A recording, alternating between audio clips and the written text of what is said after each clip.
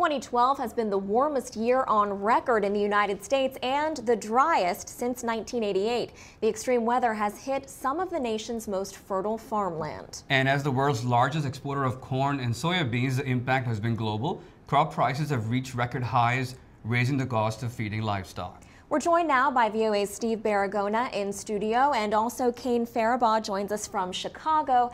The two produced a documentary on this 2012 drought. Kane, when did you and Steve realize that this drought was as serious as it has been?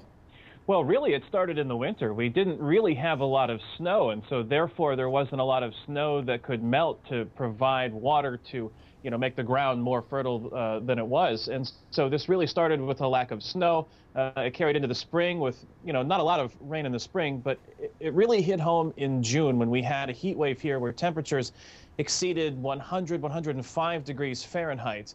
There was no rain. This intense heat was causing corn especially to wither, and it was becoming clear to farmers in June, perhaps in early June, that this was going to be a problem.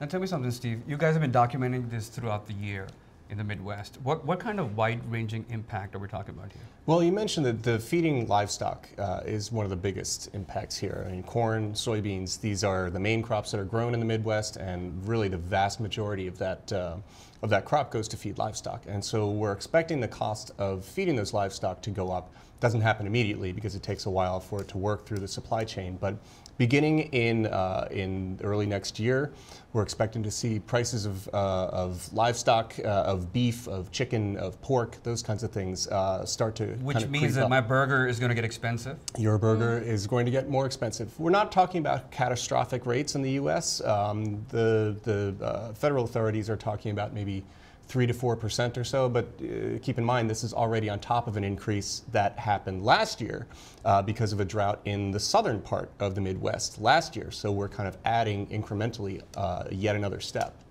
All right, well, we want to talk more with you guys about this, but we're going to first go ahead and take a look at some clips from the documentary. This is as bad as I've ever saw it. I have more invested in this crop than I have invested in any other crop in my life. Drought concerns this year have expanded exponentially. The crop is going to get ate up, and it's not going to go into food. There's a lot of competition for corn now, and there wasn't before. I gamble every day. That's just the way it is when you farm.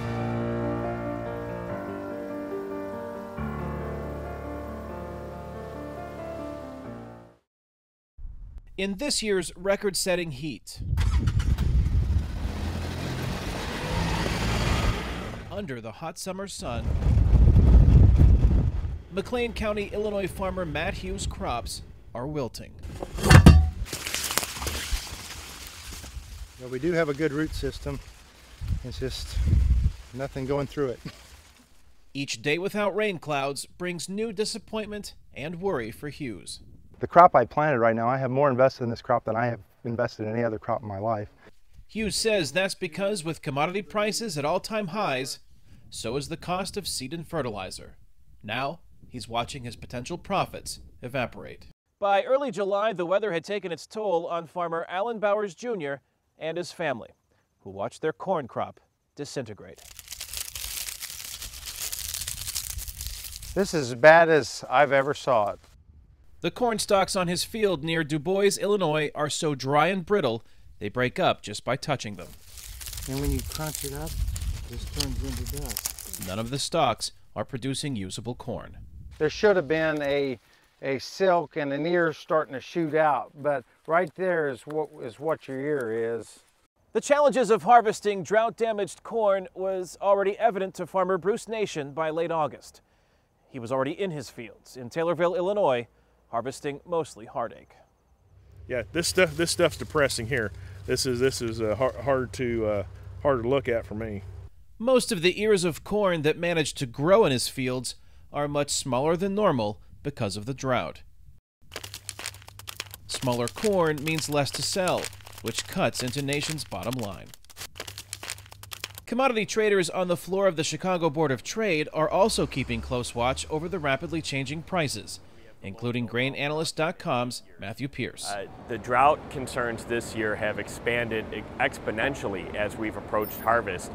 Pierce says the outlook for both corn and soybeans gets worse by the day and has global implications. The U.S. exportable surplus is dwindling by the day, and China, Japan, South Korea, and Mexico are going to be most directly affected by that.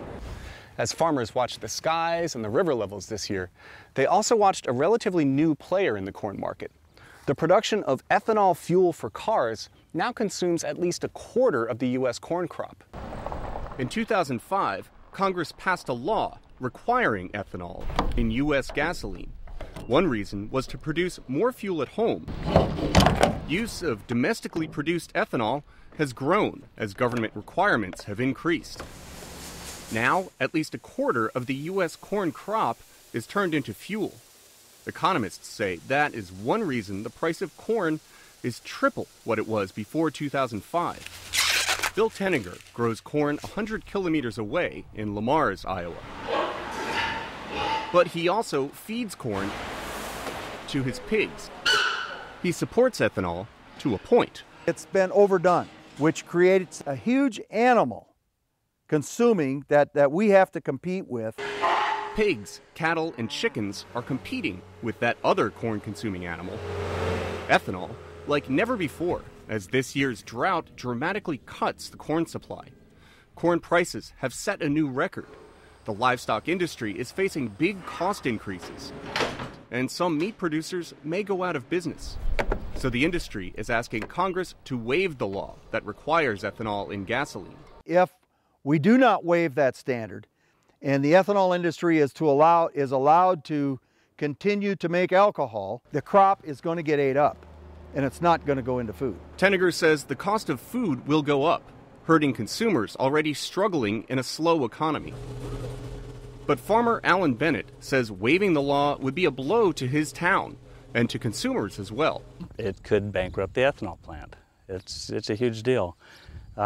This country relies on ethanol for 10% of its fuel supply. Ethanol is good for America.